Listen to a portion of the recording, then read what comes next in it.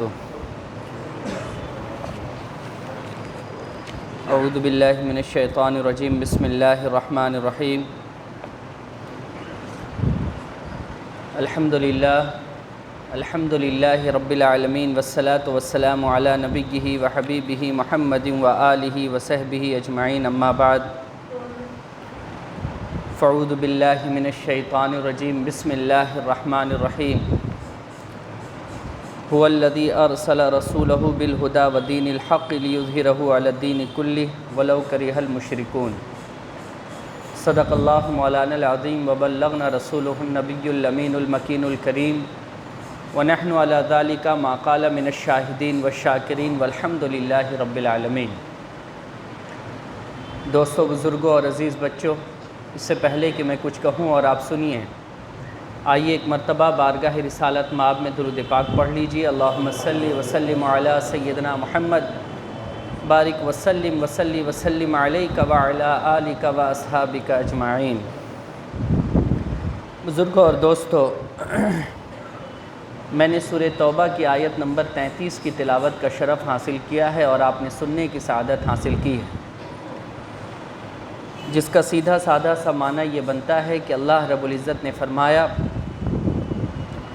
کہ اللہ ہی ہے جس نے اپنے رسول کو ہدایت اور دین حق کے ساتھ بھیجا تاکہ اس کو پوری جن سے دین پر غالب کر دے، خاص شرک کرنے والوں کو ایسا کرنا کتنا ہی ناگوار کیوں نہ ہو۔ ایک دم سادہ سی بات اللہ رب العزت نے اس کے اندر بتائی ہے آپ صلی اللہ علیہ وسلم کے تعلق سے، کہ اللہ نے اپنے رسول کو ہدایت اور دین حق دے کر کے بھیجا ہے، اور بھیجنے کا مقصد یہ ہے لِيُظْهِرَهُ عَلَى الدِّينِ كُلِّهِ، اس دنیا میں جتنے بھی دین ہیں ان تمام دینوں پر اس دین کو وہ غالب کر دیں۔ وَلَوْ كَرِهَ الْمُشْرِكُونَ، اگرچہ یہ کام شرک کرنے والوں کے لیے ناگوار ہے۔ رسول کے بھیجے جانے کا مقصد اللہ نے بتایا ہے کہ رسول کو میں نے ہدایت اور دین دے کر کے بھیجا ہے، جسے ہم اور آپ دین اسلام کہتے ہیں۔ اور اللہ یہ چاہتا ہے کہ اس دنیا میں جتنے بھی دین ہیں، چاہے وہ دین جمہوری ہو، چاہے وہ اکبر بادشاہ کا چلایا ہوا دین الہی ہو، چاہے دین یہودی ہو، دین عیسائی ہو، کوئی سا بھی دین ہو، علی الدین کلی، تمام دینوں پر دین اسلام یعنی دین حق یعنی دین محمد کو غالب رہنا ہے۔ اور اگرچہ اس کام کو کرنے پر مشرکین کو تکلیف پہنچے تو پہنچا کرے، اللہ کو اس بات سے کوئی فرق نہیں پڑتا، اور اللہ نے اسی فرائض کو انجام دینے کے لیے حضرت محمد صلی اللہ علیہ وسلم کو اس دنیا میں بھیجا تھا۔ بزرگوں، یہ بات سمجھنے کی ہے اور قابل غور ہے کہ دین کو سمجھنا اگر ہے تو ہمیں اور آپ کو کچھ باتوں کو سمجھنا بہت زیادہ ضروری ہے۔ سب سے پہلی بات یہ ہے کہ دین کا لفظی معنی کیا ہے، دین کا ڈکشنری میں معنی کیا لکھا گیا ہے۔ تو دین کا جو لغوی معنی ہے وہ یہ ہے اطاعت کرنا، فرما برداری کرنا، جیسا ہم سے کہا جا رہا ہے ویسا کرنا، یہ دین ہے۔ یہ کیا ہے؟ دین ہے۔ اور جو کچھ ہمیں کرنے کا حکم دیا جاتا ہے، جو کچھ ہمیں کرنے کا حکم دیا جاتا ہے، جو ہمیں بتایا جاتا ہے کرنے کے لیے، وہ چیز شریعت کہلاتی ہے۔ اور جو لوگ اس کام کو کرتے ہیں انہیں ہم اور آپ بندگی کرنے والا کہتے ہیں، جس کو دوسرے لفظ میں آپ کہہ لیجئے عبادت، یعنی دین، شریعت، عبادت، یہ تین چیزیں اکٹھا ہوتی ہیں تب جا کر کے ایک مسلمان سامنے آتا ہے۔ بات کو سمجھیے، دین کا مطلب ہے اطاعت کرنا، اور جس چیز کی اطاعت کی جائے، جس قانون کی اطاعت کی جائے، اس کا مطلب ہے شریعت، اور جو اطاعت کر رہا ہے وہ کیا ہے؟ بندہ، اور جو اس کام کو کر رہا ہے اسی بندے کو ہم اور آپ یہ کہتے ہیں کہ یہ بندہ بندگی کرنے والا ہے۔ ہمارے یہاں مسلمانوں کے ہاں سب سے بڑی بدقسمتی کیا بن کر کے رہ گئی ہے، وہ یہ ہے کہ ہم عبادت تو کرنا جانتے ہیں لیکن ہمیں شریعت کے بارے میں پتہ نہیں ہے اور دین کی اہمیت کے بارے میں ہمیں پتہ نہیں ہے۔ ہم اور مذہب والوں کی طرح ہم بھی سر جھکا لیتے ہیں، سر پٹک لیتے ہیں، کان پکڑ لیتے ہیں، گال پر 2-3 تھپڑ لگا لیتے ہیں، آنکھ سے آنسو بہا لیتے ہیں۔ ہم اور مذہب کی طرح اور مذہب والوں کی طرح ہم یہ سارا کام کر لیتے ہیں، لیکن جو مقصد ہے ہم اس مقصد سے کوسوں دور ہیں، بہت زیادہ دور جا چکے ہیں۔ عبادت کرانے کا یہ مقصد نہیں ہے کہ آپ صرف سر کو ٹیک دیجئے، عبادت کرانے کا مقصد یہ ہے کہ آپ اپنے آپ میں سچے اور ایماندار بن جائیے، پھر جو کچھ آپ کریں گے وہ آپ کا کیا ہوا بہتر ہوگا، آپ کے لیے بھی اور دوسروں کے لیے بھی بہتر ہوگا۔ میں آپ کو ایک بہت چھوٹی سی بات سمجھانے کی کوشش کرتا ہوں، اس کو آپ سمجھیے۔ سمجھانا مجھے یہ ہے کہ بڑی ایمانداری سے ایک بات بتائیے گا کہ کہیں اگر آپ کو یہ بات معلوم ہے کہ فلانے جگہ پر ایک کوٹھا چل رہا ہے جہاں پر زنا ہوتا ہے، پیسے دے کر کے لوگ زنا کرتے ہیں، کیا اس علاقے کے آس پاس میں جہاں حکومت کی جانب سے یہ چھوٹ ہے، جہاں حکومت یہ کام کروا رہی ہے، وہاں کے آس پاس کے علاقے میں آپ زنا کے لیے جا کر کے تبلیغ کریں گے کہ زنا کرنا حرام ہے اور لوگ رک جائیں گے؟ بتائیے مجھے۔ جہاں کھلے عام لوگ زنا کر رہے ہیں، کاروبار اس کا چل رہا ہے اور حکومت کی جانب سے پوری چھوٹ ملی ہوئی ہے، وہاں کے لوگوں کو آپ اس برائی سے روک پائیں گے؟ یہ کتنا مشکل کام ہے، ذرا سوچئے تو صحیح۔ آپ کو پتہ ہے کہ اسلام کے اندر سود کھانا، سود لینا، سود دینا سب حرام ہے، لیکن جہاں سارا کاروبار سود پر چل رہا ہے وہاں پر آپ جا کر کے لوگوں کو سود سے بچنے اور بچانے کی بات کریں گے تو لوگ آپ کی بات سنیں گے؟ یہ بات سمجھنے کی ہے، اس بات پر غور کرنے کی ضرورت ہے۔ بزرگوں اور دوستو، جہاں کی حکومت، جہاں کا نظام گندا ہو، وہاں سے گندگی کو دور کرنا بہت مشکل ہے۔ ایک گھر کا مالک خود گندا رہتا ہے، اتنا گندا ہے کہ صاحب وہ پاک صاف رہنا پسند ہی نہیں کرتا، آپ اس کے گھر سے گندگی کو دور کر سکتے ہیں؟ یہ آپ کے لیے ممکن کام ہے؟ تو آپ کا جواب ہوگا نہیں۔ تو میرا یہ کہنا ہے بزرگوں اور دوستو کہ جہاں پر یہ گندگی پنپ رہی ہے، جس کا مالک گندا ہے، جہاں پر یہ چیزیں ہو رہی ہیں، وہ جس کے شے پر کرائی جا رہی ہیں، وہ کرایا جانے والا کام جس کے شے پر کرایا جا رہا ہے وہ انسان ہی گندا ہے، وہاں سے اس چیز کا ختم کرنا، ہٹانا مشکل ہے۔ تو یہ چیز کہاں پر لاگو ہو سکتی ہے؟ آپ کہاں سے گندگی کو دور کر سکتے ہیں؟ آپ وہاں سے گندگی کو دور کر سکتے ہیں جس کا مالک صاف ہے مگر گھر گندا ہے، تو چلو گھر صاف کر دیں تاکہ مالک کے ساتھ ساتھ اس کا گھر بھی صاف ہو جائے۔ یہ بات میں آپ کو کیوں بتا رہا ہوں؟ اس کے بتانے کی سب سے بڑی وجہ یہ ہے کہ بدقسمتی یہ ہے کہ آج ہم جس حکومت کے تابع ہیں، آج ہم جس کی پیروی کر رہے ہیں، آج ہم جس کا نعرہ لگا رہے ہیں، آج جس کے ہم قصیدے پڑھ رہے ہیں، یہ سارے لوگ گندے ہیں، یہ سارے لوگ بیکار ہیں، یہ سارے لوگ سماج میں خراب ہیں، اور ایسے خراب لوگوں کے اندر رہ کر ہم یہ سمجھ رہے ہیں کہ ہم اچھے ہو جائیں گے، اپنے بال بچوں کو اچھا کر دیں گے۔ یہ بالکل ناممکن اور محال کام ہے۔ یہ ہو ہی نہیں سکتا کہ ایک انسان ایک ایسے سیاسی آدمی کے ساتھ اپنا وقت گزارے جو جھوٹ بولتا ہے، جو مظلوموں کو ستاتا ہے، ظلم کرتا ہے، لوگوں کو تکلیف دیتا ہے۔ کیا آپ ایسے سیاسی آدمی کے ساتھ رہ کر کے آپ ظلم سے دور رہ پائیں گے؟ ہرگز نہیں دور رہ پائیں گے۔ تو آپ کو اگر ظلم سے دور رہنا ہے، آپ کو اگر اپنے گھر اور سماج سے برائی دور کرنی ہے، تو آپ کو ایسے کے پاس رہنا ہوگا جو واقعی ظلم کے خلاف آواز اٹھانے والا ہے، جو خود پاک اور صاف رہنے والا ہے، جو لوگوں کی مدد کرنے والا ہے۔ تو آپ کے زبان پر جو نام آئے گا وہ جناب محمد رسول اللہ صلی اللہ علیہ وسلم کا نام آئے گا، کہ ہم ان کی پیروی کرتے ہیں، ہم ان کے پاس رہتے ہیں، جو سچے ہیں، امین ہیں، جو ایک بہتر حاکم بن کر، جو ایک بہتر پیغمبر رسا بن کر ہمارے سامنے آئے تھے۔ بزرگوں اور دوستو، تو ضرورت اس بات کی ہے کہ ہمیں ایسے لوگوں کو چھوڑنا ہوگا جو لوگ خود گندے ہیں، وہ ہمیں کیا سیدھا راستہ دکھا سکتے ہیں۔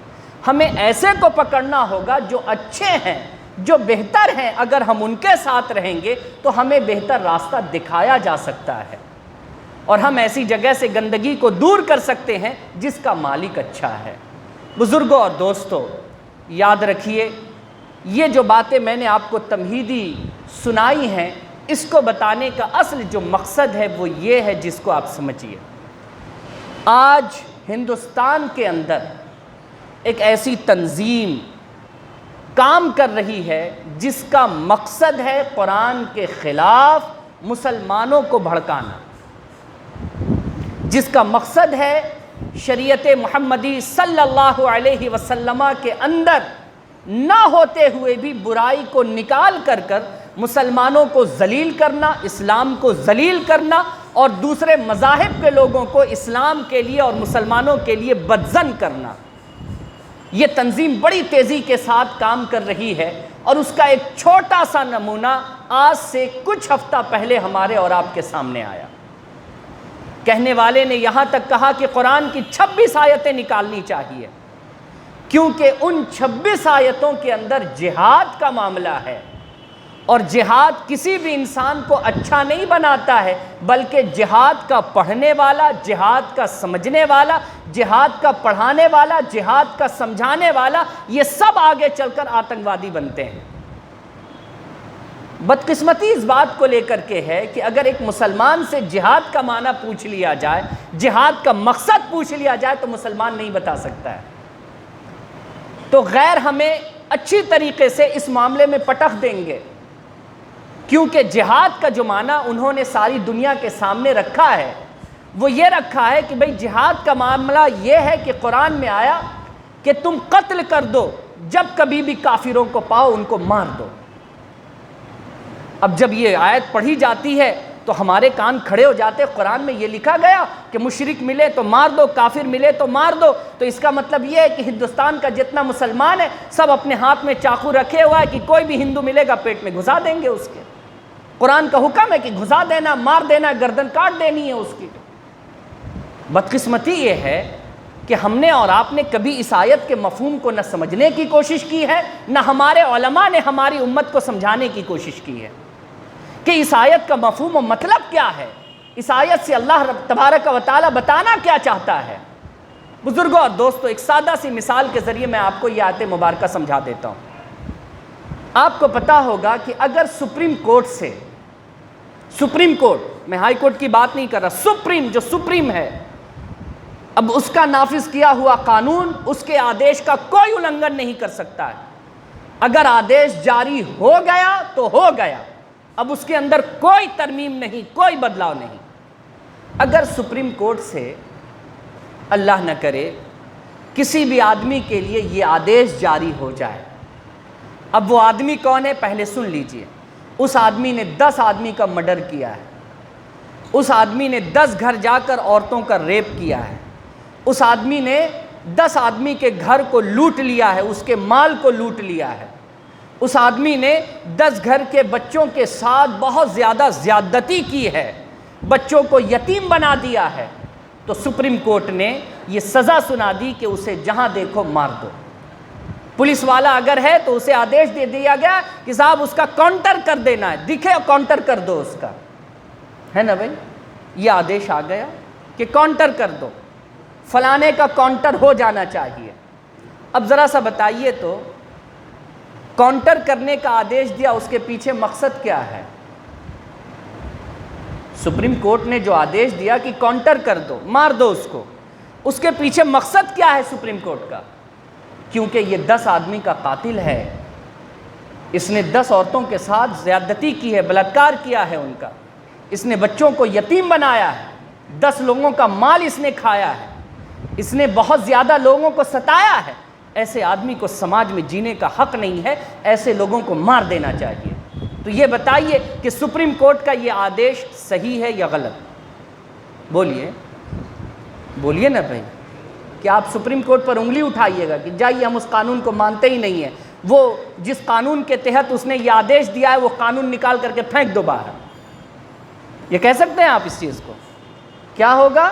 النگھن کی صورت میں آپ کو جیل جانا پڑے گا، اور ممکن ہے کہ آپ کے اوپر بہت سخت کارروائی کر دی جائے۔ یعنی ہر آدیش کے پیچھے ایک مقصد ہوتا ہے، ہر آدیش کے پیچھے ایک اہم بات پوشیدہ ہوتی ہے۔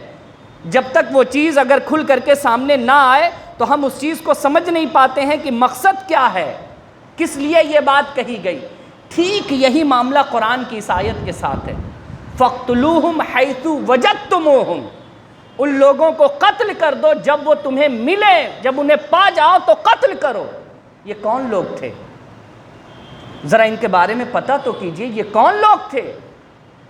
آپ کو پڑھنے کے بعد پتہ چلے گا یہ وہ لوگ تھے جنہوں نے حضرت سمیہ صحابی کو باہر نکالا تھا، بیچ چوراہے پر کھڑا کیا تھا، اور ان کی شرمگاہ میں نیزہ مار کر کے ان کو شہید کیا تھا، صرف اس لیے کہ انہوں نے جناب محمد رسول اللہ صلی اللہ علیہ وسلم کا کلمہ پڑھا تھا۔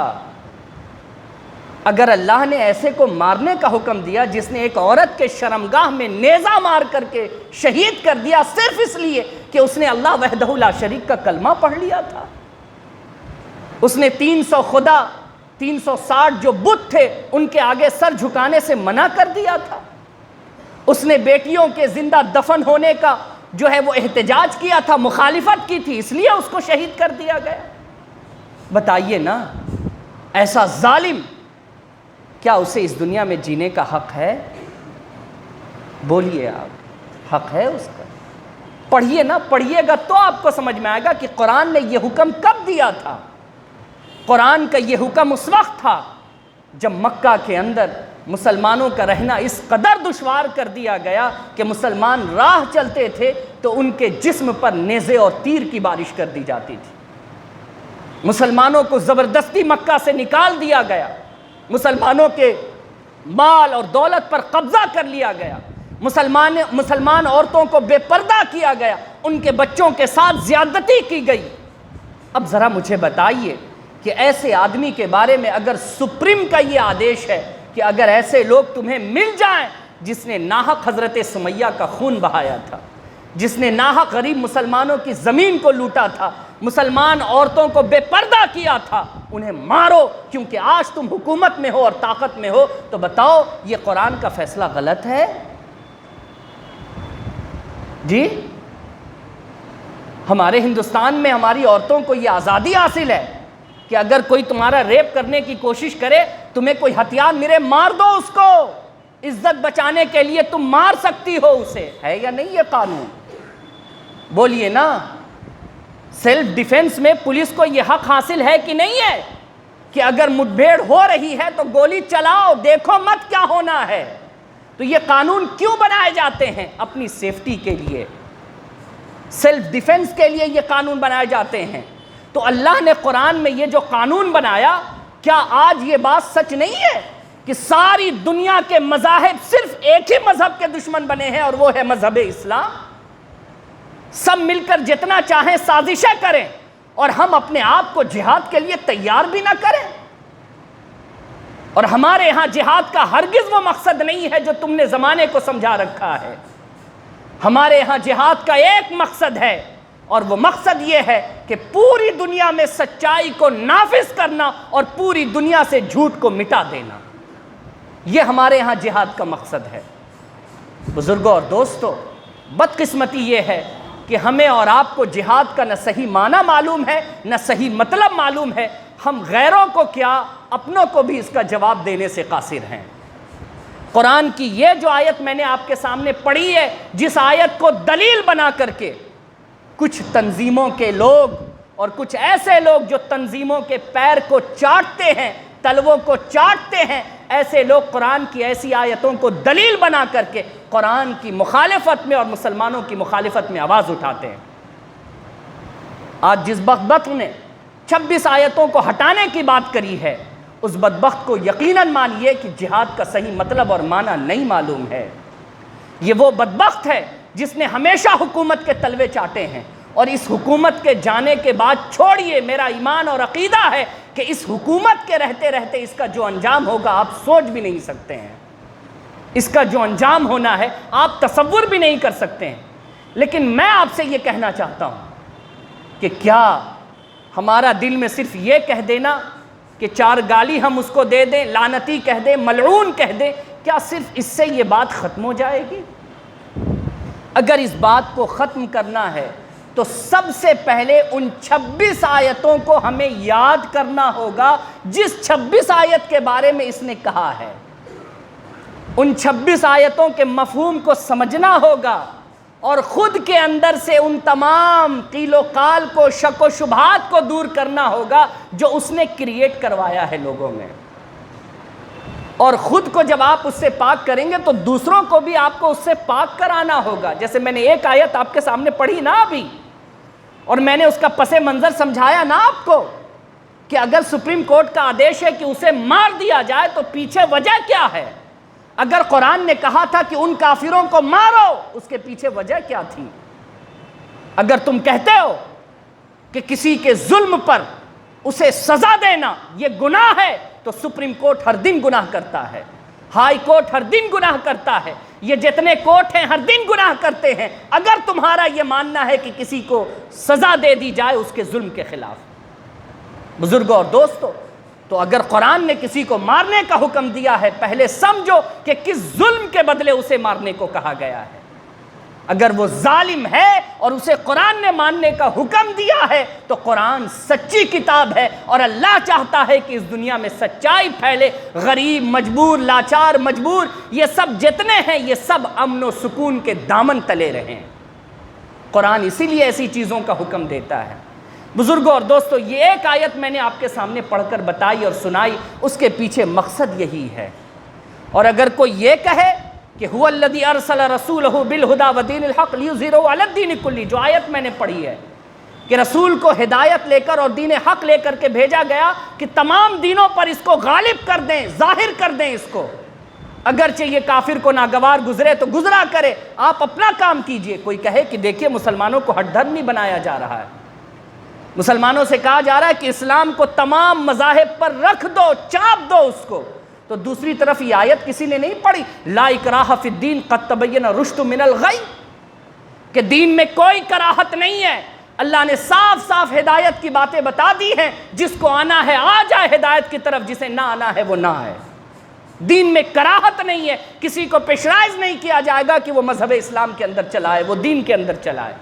نہیں آنا ہے مت آؤ، تمہارے سامنے اللہ کے رسول اور اللہ کے رسول کے جتنے صحابی حضور کے بعد اور ان کے بعد جتنے تابعی صحابیوں کے بعد یہ سب آئے تھے دین کا چراغ جلانے کے لیے۔ جو اس روشنی کو دیکھ کر کے منزل پا گیا، جو اس روشنی کی طرف نہ آنا چاہا، قصور اس کا ہے، نہ صحابیوں کا ہے، نہ تابعی کا ہے، نہ ہمارے رسالت مآب کا ہے۔ بزرگوں اور دوستو، ہم سب لوگوں کو اس بارے میں کوشش کرنی ہے کہ قرآن کی وہ آیتیں جن آیتوں پر اعتراض کیے جاتے ہیں، اعتراضات آتے ہیں، ہمیں ان آیتوں کو پہلے خود سمجھنا ہوگا، پھر ہمیں دوسروں کو سمجھانا ہوگا، دوسروں کو بتانا ہوگا۔ اللہ رب العزت نے ہم سبوں کے لیے یہ چیز ضروری رکھی ہے کہ جو اچھی باتیں ہیں وہ دوسروں تک پہنچا دو، اور یہ اچھی بات ہے۔ جہاد یہ اچھی چیز ہے، بری چیز نہیں ہے۔ یہ برا ان کے لیے ہے جن کو یہ لگتا ہے کہ میری حکومت کا کیا ہوگا۔ اور ایک چیز ہمیشہ یاد رکھیے، جہاں دن کا اجالا آتا ہے نا، رات کا اندھیرا اپنے آپ، بولیے، سب کو پتہ ہے اگر سورج نکلے گا تو جتنا ہی اندھیرا کیوں نہ ہو اسے چھٹ جانا ہے۔ دین اسلام سورج کے مانند ہے، اور یہ جب نکلتا ہے کفر کا اندھیرا اپنے آپ چھٹ جاتا ہے، اور یہ سارے لوگ مذہب اسلام اور دین اسلام کے خلاف اس لیے کھڑے ہیں، یہ ہرگز نہیں چاہتے ہیں کہ یہ سورج اس دنیا میں نمودار ہو، کیونکہ نمودار ہوگا تو سب کی حکومتیں ہل کر رہ جائیں گی۔ ہماری حکومت ہے، ہمارے ملک کی حکومت ہے، کیا ہے یہ صاحب؟ کون سا انصاف پسند یہ حکومت ہے؟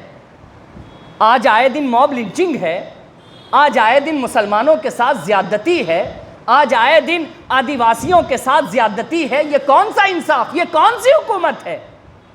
یہ حکومت صرف اس لیے خراب ہے کہ انسان پر انسان حکومت کر رہا ہے۔ بدقسمتی اسی بات پر ہے کہ انسان پر انسان حکومت کر رہا ہے۔ خدا کی قسم اگر انسان پر اللہ کی حکومت ہوتی تو کبھی ایسا نہیں ہوتا جو آج اس ملک میں ہو رہا ہے۔ انسان پر انسان حکومت کر رہا ہے، یہ سب سے بڑی بدقسمتی ہے۔ بزرگوں اور دوستو، یہ دین اسلام جو ہے نا، یہ دین اسلام یہ اللہ کا قانون ہے، اور ہمارے رسول نے اور رسول کے بعد جتنے خلفاء یا جتنے بھی امیر المومنین ہوئے، سب کا ایک ہی مقصد تھا، انسان پر اللہ کا قانون نافذ کرنا، انسان پر اللہ کا قانون نافذ کرنا، اپنا قانون اپنی طاقت نافذ کرنا نہیں ہے۔ میں ہمیشہ لوگوں کو ایک بات سناتا ہوں کہ ایک موقع ہے کہ حضرت عمر فاروق ایک قافلہ کو آتا ہوا دیکھ رونے لگ گئے، بے تحاشا روئے۔ کسی نے پوچھا عمر اتنا کیوں روتے ہو قافلہ کو آتا ہوا دیکھ؟ آپ نے کہا تم دیکھتے نہیں کہ ایک گھوڑا لنگڑا رہا ہے؟ تم دیکھتے نہیں کہ ایک گھوڑا لنگڑا رہا ہے؟ کہا گھوڑے کے لنگڑانے سے آپ کو کیا تکلیف پہنچی ہے؟ آپ نے کہا ابھی 2 منٹ میں یہ بات کھل جاتی ہے۔ قافلہ جب قریب آیا تو اس گھوڑے کے مالک کو بلا کر کے پوچھا بھائی یہ کیسے ہوا؟ اس نے کہا کہ گھوڑا تو بہت اچھا چلا تھا، مگر راستے میں ایک جگہ گڈھا ملا جہاں گھوڑے کا پیر پڑا اور اس کے پیر میں چوٹ آ گئی، موچ آ گئی، جس کے نتیجے میں ایسا ہو گیا۔ حضرت عمر نے کہا لگتا ہے تم اب بھی نہیں سمجھے، بات سمجھو، میں امیر المومنین ہوں، راستوں کی ذمہ داری میرے کاندھے پر ہے۔ اگر گڈھا ہو گیا کسی وجہ کر اور میں اس کی ریپیئرنگ نہیں کرا سکا اور اس گھوڑے کو چوٹ لگی ہے، میں ڈر اس بات سے رہا ہوں کہ اگر اس نے آخرت کے دن سوال کر دیا تو عمر جواب کیا دے گا؟ مجھ سے تو جواب نہیں بن پائے گا۔ نہیں آئی آپ کو بات سمجھ میں؟ یہاں انسان انسان پر حکومت نہیں کر رہا تھا، حضرت عمر کا جو قانون تھا نا وہ قانون الہی تھا، اور حضرت عمر فقط ایک ذریعہ تھے، وہاں انسان پر اللہ کی حکومت چل رہی تھی۔ تب حضرت عمر اس بات سے ڈرے کہ مجھے جواب دینا پڑے گا، اس لیے مجھے سڑکوں کا خیال رکھنا ہوگا۔ یہ ایک چھوٹی سی مثال ہے، آج ہماری حکومت ہو یا اس دنیا میں جتنی بھی حکومتیں ہیں، اگر اس بات پر ڈر جائیں کہ ہمیں جواب دینا ہے اللہ کو، بتائیے کہیں پر ظلم باقی رہے گا؟ کہیں ظلم و زیادتی ہو سکتی ہے؟ ہرگز نہیں ہو سکتی، اور یہ کب ممکن ہے؟ یہ اس وقت ممکن ہے جب کہ قرآن کو ساری دنیا میں پھیلا دیا جائے، اور یہ غیر اسلامک جو حکومتیں ہیں وہ یہی چاہتی ہیں کہ قرآن کا جو سورج ہے وہ نمودار نہ ہو، ہمیشہ اس کو داغدار بنانے کی کوشش کی جائے تاکہ لوگ قرآن کو سن کر کے اس سے دور بھاگیں، اسے پڑھے نہیں کہ پڑھیں گے تو آتنکوادی ہو جائیں گے۔ یہ شوشہ جو چھوڑا گیا ہے نا، اس کا بیسک جو آپ ہے نا معاملہ وہ سمجھیے، اس کا بیسک جو مقصد ہے وہ یہی ہے کہ قرآن کے بارے میں مسلمان کے ہی دلوں میں ایسی باتوں کا ڈال دینا کہ مسلمان اپنے بچوں کو مدرسے میں بھیجے نہیں کہ 26 آیتیں پڑھ کر کے تو میرا بیٹا آتنکوادی بن جائے گا۔ یعنی قرآن کے لیے دلوں میں نفرت پیدا کر دو لوگوں کے اندر۔ بزرگوں اور دوستو، اس سازش کو ناکام بنانے کے لیے کیا کرنا ہوگا ہم لوگوں کو؟ بولیے۔ سڑک پر اتر جائے زندہ باد مردہ باد، فوٹو لے کر کے منہ پہ سیاہی پھینک دے، چپل جوتا مارے، ہے نا بھائی؟ جلسے کر لیتے ہیں بڑے سے، ایک دم بڑی بڑی تقریریں ہو جائے، چیخ پکار لوگ کر لے، ہو گیا ختم؟ بولیے نا، یہ اس کا جواب ہے؟ آپ کو لگتا ہے یہی اس کا بیسک جواب ہے؟ بولیے نا، کیا ہے اس کا جواب؟ کیا ہے اس کا جواب؟ اس کے مقصد کو پانی میں ملا دینا، اس کے مقصد کو اپنے جوتے تلے رون دینا، اور اس کا مقصد ہے مسلمان کو، مسلمانوں کے بچوں کو، دیگر مذاہب کے لوگوں کو قرآن کے خلاف کھڑا کر دینا اور قرآن کے لیے دلوں میں نفرت پیدا کر دینا۔ آؤ عہد کریں کہ قرآن کے لیے کل بھی جیتے تھے، آج بھی جی رہے ہیں اور انشاءاللہ قیامت تک جیتے رہیں گے قرآن کے لیے۔ اس بارے میں عہد کرو، اس بارے میں عہد کرو کہ قرآن کو باقی رکھنے کے لیے اپنا وجود مٹانا پڑے تو ہم مٹانے کے لیے تیار ہیں۔ آؤ عہد کریں اس بات پر کہ قرآن کے پیغام کو ہم خود پڑھیں گے، خود سمجھیں گے، دوسروں کو پڑھائیں گے، دوسروں کو سمجھائیں گے۔ یہ ہے اصل مقصد، جس مقصد تلے ان کے مقصد کو آپ رونتا ہوا دیکھو گے انشاءاللہ العزیز۔ جلسے جلوس کر لینے سے مقصد نہیں حاصل کر پاؤ گے، مقصد حاصل کرنا ہے تو خود قرآن پڑھو اور ان 26 آیتوں کے مفہوم کو خود سمجھو، دوسروں کو بھی سمجھاؤ، یہ ہوگا اصل۔ بزرگوں اور دوستو، جو لوگ قرآن اور اسلام کے خلاف آوازیں بلند کرتے ہیں، ایسے لوگوں پر اللہ کی لعنت بالیقین ہونی ہے۔ ہماری ذمہ داری ہے کہ وہ اپنی ذمہ داری بخوبی نبھا رہے ہیں، ہم اپنی ذمہ داری بخوبی نبھائیں۔ ایک بڑی اچھی بات ایک اسکالر نے کہی تھی کہ فٹ بال کا اگر میدان ہے اور دو پلیئر آپس میں کھیل رہے ہیں، دو ٹیمیں کھیل رہی ہیں، اب ایک ٹیم گول پر گول مار رہا ہے اور دوسرا آ کر کے کہے دیکھیں نا وہ گول مار رہا ہے، دیکھیں نا وہ وہاں سے گول مار رہا ہے، اتنی دور سے مار رہا ہے، یہ اتنی سینٹی میٹر کی دوری سے گول مار رہا ہے، دوسری ٹیم کا اگر کھلاڑی یہ بات کہے تو اسے یہ بات شوبھا دے گی؟ بولیے نا، اسے یہ بات شوبھا دے گی؟ اسے تو یہ بات شوبھا دے گی کہ اگر وہ 85 سینٹی میٹر کی دوری سے گول مار رہا ہے تو ہم 90 سینٹی میٹر کی دوری سے گول ماریں گے۔ نہیں سمجھے آپ بات کو؟ وہ صرف پچھم سے مار رہا ہے تو ہم پچھم سے بھی ماریں گے، پورب سے بھی ماریں گے۔ کہا یہ ہوتا ہے جواب۔ وہ اس سازش میں لگے ہیں کہ قرآن کے خلاف لوگوں کو کھڑا کریں گے، آئیے ہم اس کامیابی میں لگے کہ ہم قرآن کی موافقت میں لوگوں کو کھڑا کریں گے۔ یہ ہے اصل لڑائی، یہ ہے اصل جینے کا مقصد ہمارا اور آپ کا۔ اللہ تعالی ہم سب لوگوں پر رحم فرمائے، آمین بجاہ سید المرسلین، وآخر دعوانا ان الحمدللہ رب العالمین۔ السلام علیکم